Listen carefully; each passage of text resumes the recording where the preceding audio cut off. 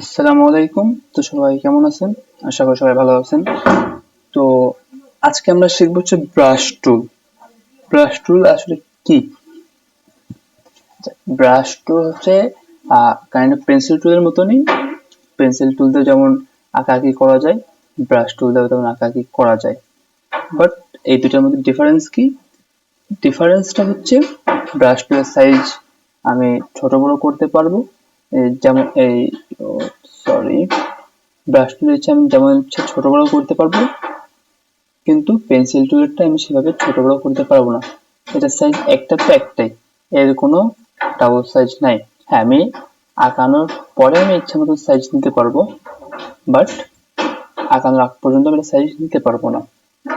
আচ্ছা, তো এখানে আমাদের দুইটা টুল আছে ব্রাশ টুলের, এটা হচ্ছে পেন ব্রাশ, এটা ব্লু ব্রাশ।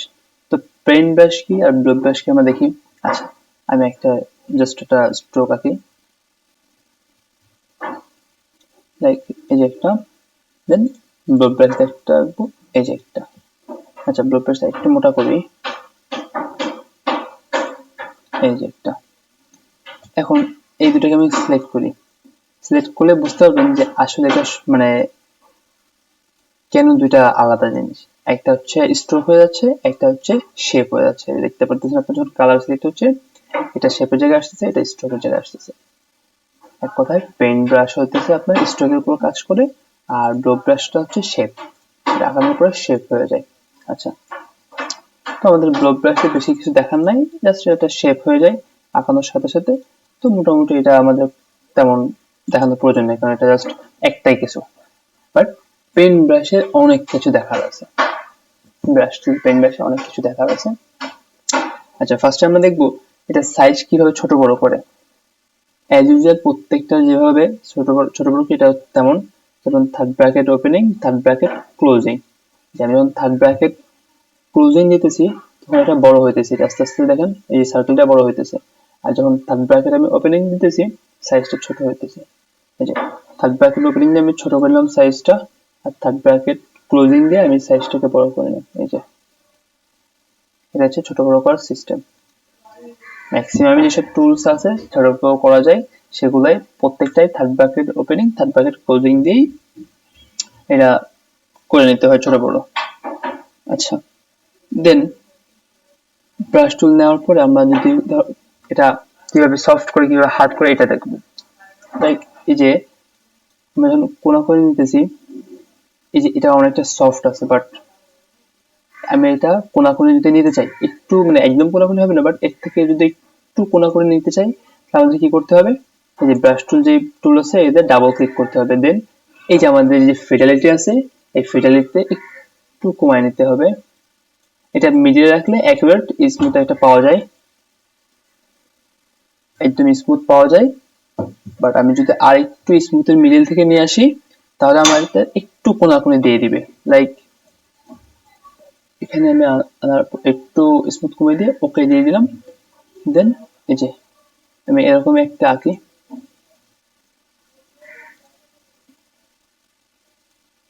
এই যে এটা এটা কিন্তু সেম না। লাইক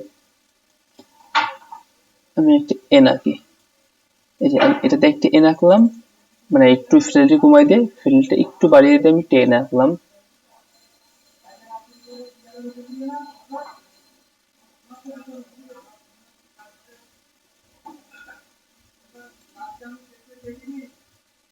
আচ্ছা, দুইটা এটা এক হয়ে গেছে।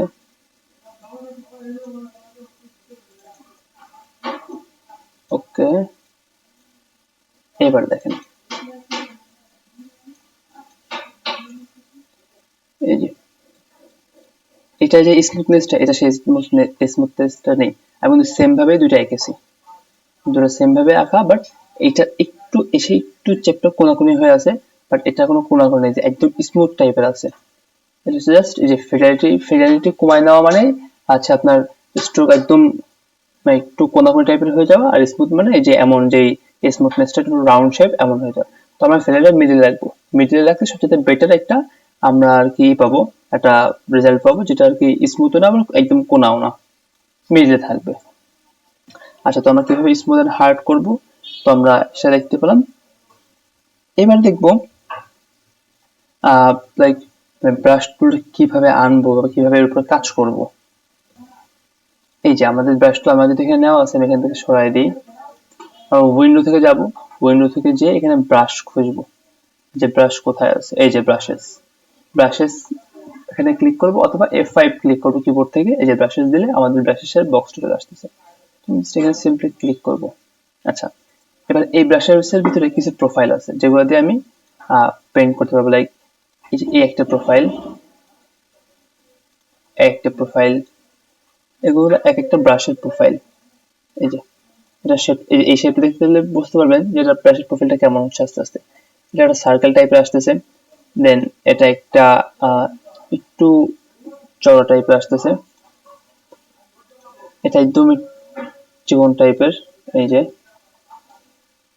এগুলোতে মানে যে ক্যালিগ্রাফি যে ডিজাইন গুলো আছে সেগুলোতে অনেক কাজে দেয়, অ্যারাবিক যেসব ক্যালিগ্রাফি এগুলো খুব কাজে দেয়। তো এখানে শুধু একটা না, আর অনেক প্রোফাইল আছে, তো আমরা প্রোফাইল গুলো আজকে দেখবো যে কিভাবে প্রোফাইল গুলো কি দেখি কাজ করে। আচ্ছা, তো এখানে এই যে অ্যারোস আছে, আর্টিস্টিক আছে, আমরা ফার্স্ট অ্যারোসে ঢুকেছি, কি এটা আসলে। আচ্ছা, এখানে যদি কথা কথা এখানে অনেকগুলো আছে, আমি একটা সিলেক্ট করে যদি একটা দিয়ে আঁকি, এই যে আমাদের অ্যারোটা নিয়ে নিচ্ছে, যেভাবে আঁকবো সেভাবে অ্যারোটা নিয়ে নিবে। এই যে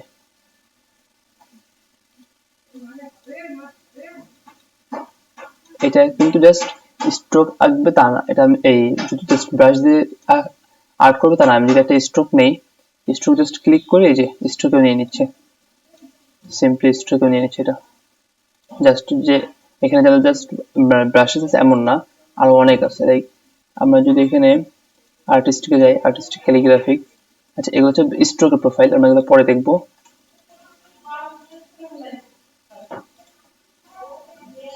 আর্টিস্টিক ইঙ্ক, আমরা ইঙ্কে আসি, এখানে অনেক প্রোফাইল আছে। লাইক আমরা যদি এটা একটা নিয়ে আর্ট করি, এই যে ইচ্ছা মতন আমাদের একটা শেপ দিয়ে দিচ্ছে।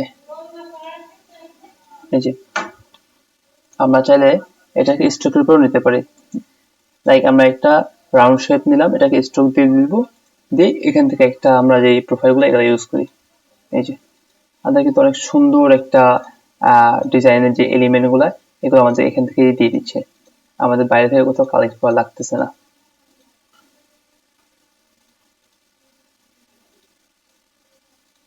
এই যে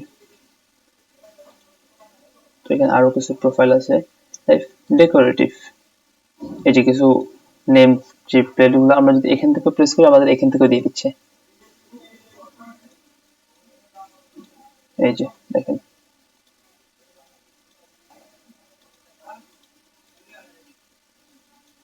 কিন্তু সবকিছু স্ট্রোক থেকে আমরা নিতে পারবো এই ব্রাশ থেকে। তো এখানে এই ব্রাশের যেই প্রোফাইল গুলো আছে, এখানে আমাদের খুব মানে মজার মজার কিছু টুলস আছে, এগুলো আমরা খুব ইজিলি ভাবে ইউজ করতে পারবো, ডিজাইনে ইউজ করতে পারবো। এই যে এক একটা যদি আমরা টুলস দেখি, একটা ব্রাশ, তো এখানে হিউজ ব্রাশের যে প্রোফাইল হিউজ গুলো আছে, আমি হয়তো সবগুলো দেখাতে পারবো না, তো আমরা দেখে নিব এখানে কি কি। তা আমাদের মেইন যে মানে টপিকটা নিয়ে কাজ করব আমরা, সেই আর্টিস্টিক ক্যালিগ্রাফি। এই যে আমাদের মেইন কাজই হচ্ছে এখন আর্টিস্টিক ক্যালিগ্রাফিক নিয়ে। এই যে এখানে বিভিন্ন ধরনের টুল মানে বিভিন্ন ধরনের শেপ আছে, আমাদের মেইন কাজ হচ্ছে এগুলা নিয়ে, যে এগুলা। তো আমরা একটা কাজ করবো, ফ্লাওয়ার, এই যে আমরা এই ফ্লাওয়ার নেবো, সবসময় ফ্লাওয়ার নেবো কি কেমন টাইপের, এই যে উপর দিকে যে তাকায় আছে এমন টাইপের ফ্লাওয়ার নেবো। তো আমরা এটাকে কপি করবো, পেস্ট, কন্ট্রোল টু লক, দেন আমরা আবার আমাদের কাজ শুরু করবো।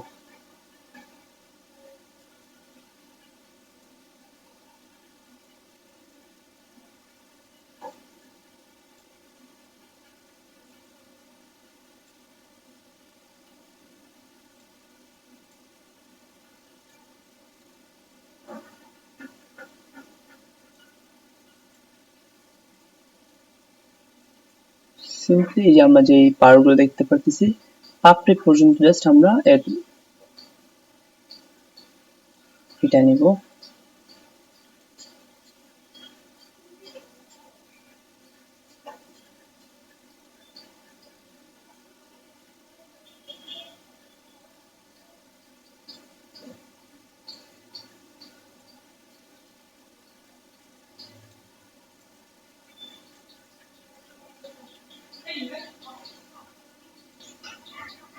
আমরা একটা যে মানে পাপড়িগুলা, এই যে ব্যাকগ্রাউন্ডে যেগুলা, এগুলা একটা থেকে একটা শেপের ভিতরে ঢুকিয়ে দিব, কারণ এগুলো আমাদের কেটে ফেলে দিতে হবে, মানে এক্সাক্ট যে শেপগুলো সেই শেপগুলো আমরা পাবো না। আচ্ছা, আমি তাড়াহুড়ার কারণে যেহেতু অনেক লং হয়ে যাবে ভিডিওটি, তো আমরা ভিডিওটি লং না করার জন্য একটু ফাস্ট করব, তো হয়তো বা একটু বাজে লাগতে পারে দেখতে, কিন্তু আপনারা স্মুথলি যে শেপগুলো আছে এই শেপগুলার অনুযায়ী আপনারা আঁকবেন, আশা করি ভালো লাগবে দেখতে। আচ্ছা, তো আমাদের এটার কাজ শেষ। সিম্পলি কি করবো, এটাকে ধরে অবজেক্ট এক্সপ্যান্ড, এবার কি করব, এগুলোকে ভিতরে কেটে দিব, ভিতরে যেগুলো আছে।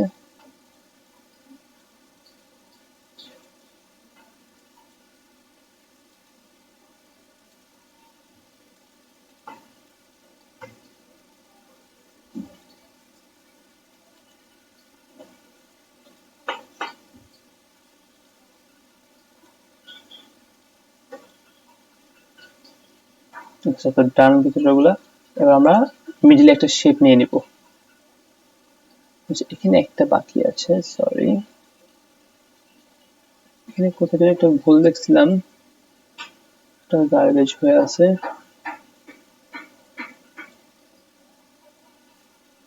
কোথায় কোথায়, আচ্ছা পরে দেখতেছি তাহলে। এবার আমরা সিম্পলি কি করব,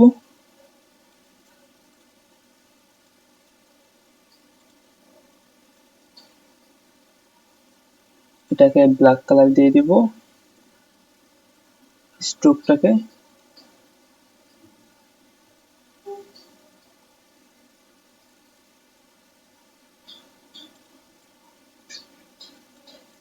এটাকে স্ট্রোকে পরিণত করে দেন, যেটাকে কন্ট্রোল টু লক করে দিই।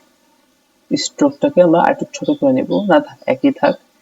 দেন আমরা উপরে যে শেপটা, শেপটিকে,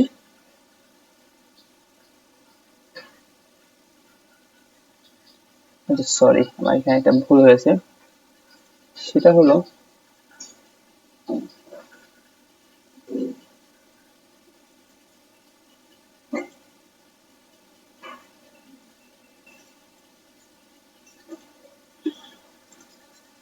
আমরা ফার্স্ট এই কালারটাকে চুজ করব,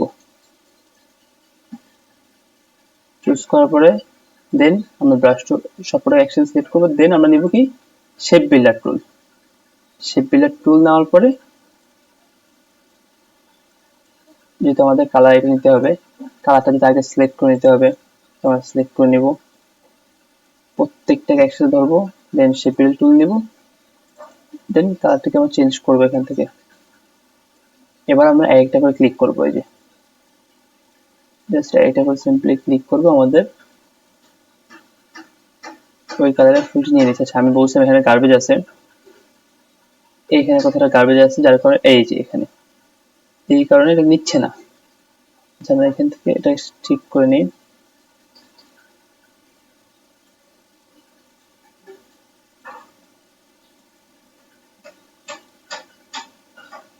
আচ্ছা এটা ডান।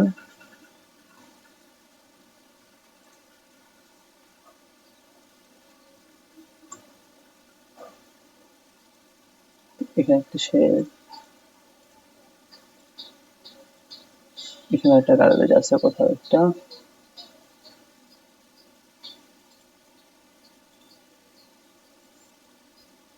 যে গার্বেজটা এখানে একটা, আর এখানে কোথাও একটা গার্বেজ আছে।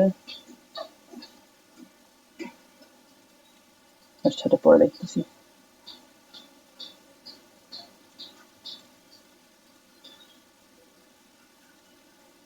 আমি গার্বেজ ঠিক করলাম, আচ্ছা ঠিক করা হয় নাই,